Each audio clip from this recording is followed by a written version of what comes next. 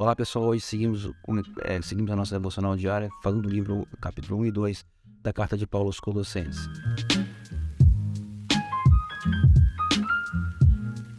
Como nós temos feito diariamente, vamos publicar os nossos comentários das nossas devocionais. Nós temos lido 2 capítulos da Bíblia por dia e incentivo você a estar conosco nessa jornada. Não leva mais que 10 minutos para você nos acompanhar na leitura da Bíblia e depois você nos acompanhar.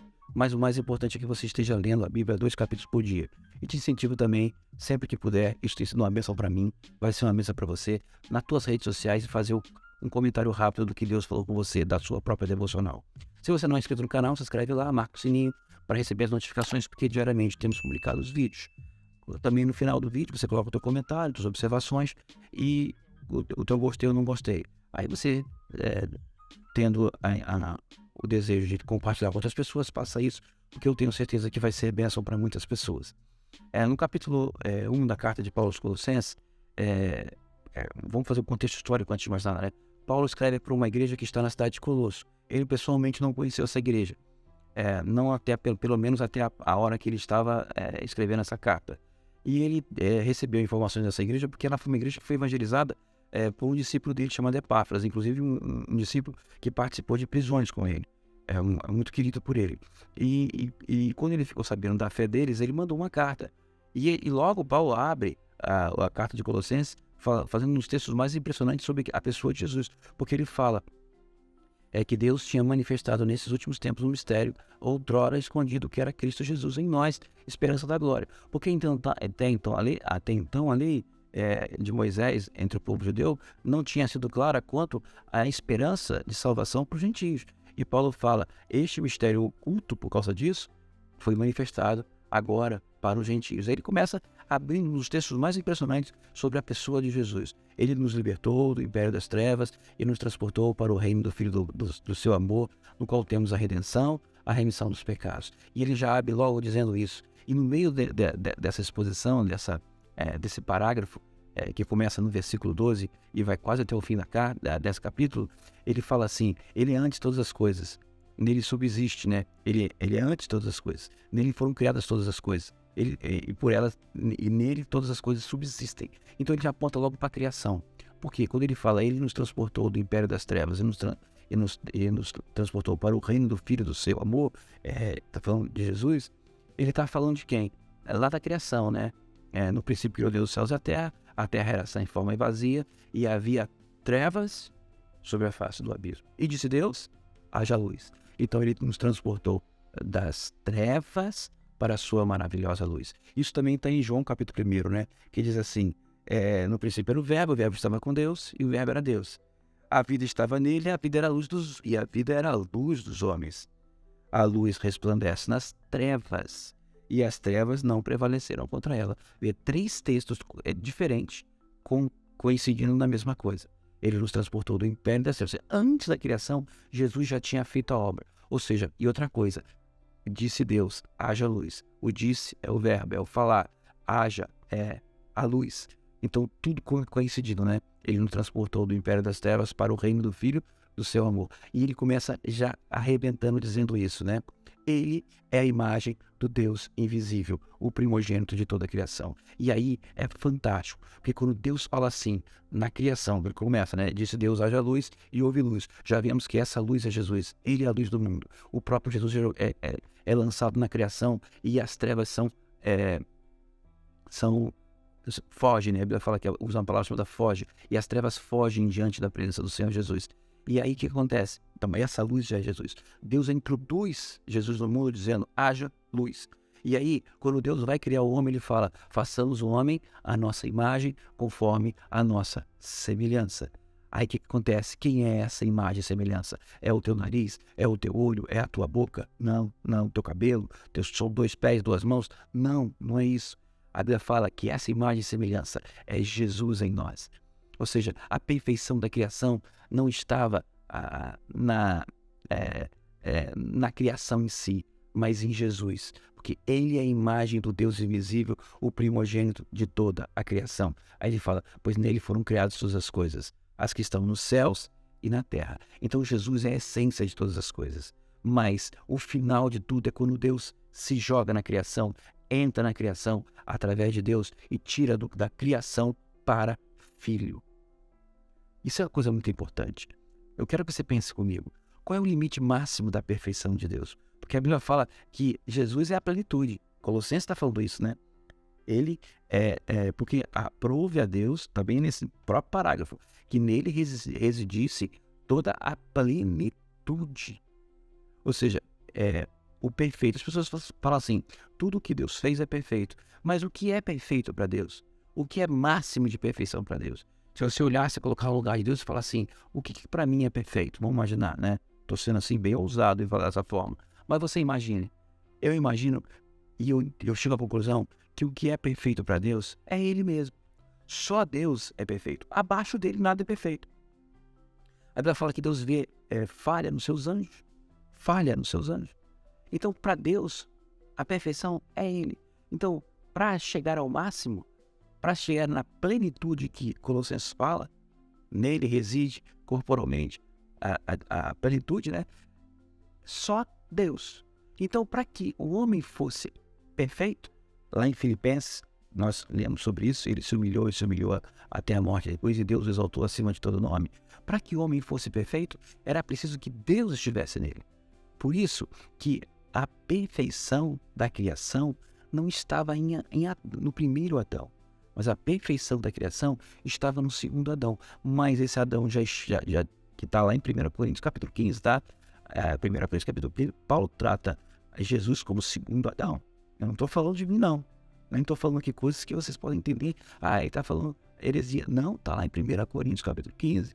O primeiro homem, Adão, foi feito ao ausente. O segundo Adão é espírito vivificante. E vocês percebem que a Bíblia vai se falando. Eles vão se concordando. Os textos vão se concordando. Então, quando Deus cria o homem, façamos o homem à nossa imagem e semelhança, ele está apontando para quem? Para Jesus. Ele é a imagem do Deus invisível. E quando ele fala assim, o homem, façamos o homem, ele não está dizendo que agora eu vou só falar de uma criação. Eu estou falando agora de filhos. E isso também está em João. Mas a todos quantos o receberam, deu-lhes o poder de serem feitos, façamos filhos de Deus, não mais criatura. Ou seja, nós passamos a ter a essência de Deus, filho de Deus. É por isso que Paulo fala, ele é a imagem do Deus invisível, o primeiro nascido, o primogênito. Vocês entendem que só em Cristo nós podemos ser salvos, porque nós somos livres do pecado. Adão pecou e levou toda a humanidade para esse pecado, ainda que faltava a ele o passo final de Cristo. Por isso que Deus diariamente conversava com ele no Éden. Não era sobre coisas fúteis, era sobre Cristo que Deus conversava. Tanto é que em Hebreus fala de Abel. Abel ofereceu a Deus mais excelente sacrifício do que Caim, porque ele entendia pela fé que ele estava falando de Cristo. Então Abel ofereceu um cordeiro morto, dizendo o seguinte, eu creio que Cristo vai me redimir do meu pecado lá na cruz. Então a conversa de Deus com Adão era uma conversa sobre Cristo. E ele falava, Adão, você precisa atingir a perfeição. E essa perfeição está em mim. Cristo em vós, esperança de glória. E Paulo fala, já que vocês entenderam isso, entenderam que vocês chegaram a tão grande salvação, vocês atingiram e a vocês foi revelado esse mistério que estava oculto antigamente. Com isso, Cristo, quando morre na cruz e redime toda a humanidade do pecado, por quê? Porque ele, sem pecado, pagou o preço do pecado, que é a morte. O salário do pecado é a morte. Com isso, Jesus tomou para si um crédito. Eu não preciso morrer, mas morri. Então, todo aquele que vem a mim vai ressuscitar conforme eu ressuscito. E assim estará livre da corrupção do pecado. E aí ele fala, olha, você está livre do pecado em Cristo Jesus pela fé. Porque se você hoje morre em Cristo na sua vida, você vai ressuscitar. E ele fala, e se você está livre do pecado, por causa de Cristo Jesus, que é o ápice da perfeição da criação, o máximo que Deus faz, porque o fazer de Deus, a ação de fazer de Deus, termina na geração. Nos fez filhos de Deus. E isso está em Cristo. E colocou debaixo de Jesus toda a autoridade, todo o poder e toda a criatura, e toda domínio, poder e reino deste mundo. Porque ele tomou para si essa autoridade. Porque ele passa a ser responsável. Lembra em Adão? Sujeitai e dominai. Quando ele peca, o poder do pecado é o que domina sobre a terra. E quando Jesus toma e vence o pecado, ele toma para si também a autoridade. Por isso que quando os discípulos voltaram da comissão dos 70 anunciando Jesus, ele falou assim: alegrai-vos que os nossos nomes estão nos céus. E eu via Satanás caindo do céu como um raio, porque lá no céu, o pecado na terra fazia com que um homem ficasse sujeito e escravo do pecado. Quando Jesus vence na cruz e crava todo o peso do escrito da dívida e do juízo, está lá em Colossenses também, na cruz, removendo essas questões que estavam contra nós, ele toma para si toda a autoridade. Por isso que quando você proclama Jesus, você no fundo está proclamando: o reino de Deus é chegado até vós. E toda a autoridade do pecado, da corrupção, do domínio de opressores, de injustiças, passou por causa de Cristo. Pode você não estar vendo isso, mas de fato, no tempo celestial, isto passou, e hoje quem domina é Cristo. E aí Paulo é muito enfático com os Colossenses, fala assim: tendo tão grande salvação, por que vocês ainda voltam para a carne? Esta que está sujeita a esses poderes do pecado e da morte. Por que vocês voltam para isso ainda? Porque vocês foram circuncidados, não a circuncisão da carne. Porque a circuncisão é a remoção da pele que fica sobre o pênis, marcando todo judeu. Paulo fala: isso é apenas um simbolismo do que de fato acontece contigo, que é a remoção da carne, do pecado, a remoção do peso do pecado sobre a sua vida. Quando você crê em Jesus, você já não vive mais para os seus prazeres, para a sua carne, mas você vive para Cristo, em função dele. Então vocês já estão circuncidados nesse nível espiritual. Por que vocês se submetem novamente a essas coisas da carne, vivendo em situações religiosas? Não toqueis, não fazeis, não fizeis, se submeter a dias e anos, símbolos das coisas celestiais, e não a imagem real das coisas que é Cristo Jesus.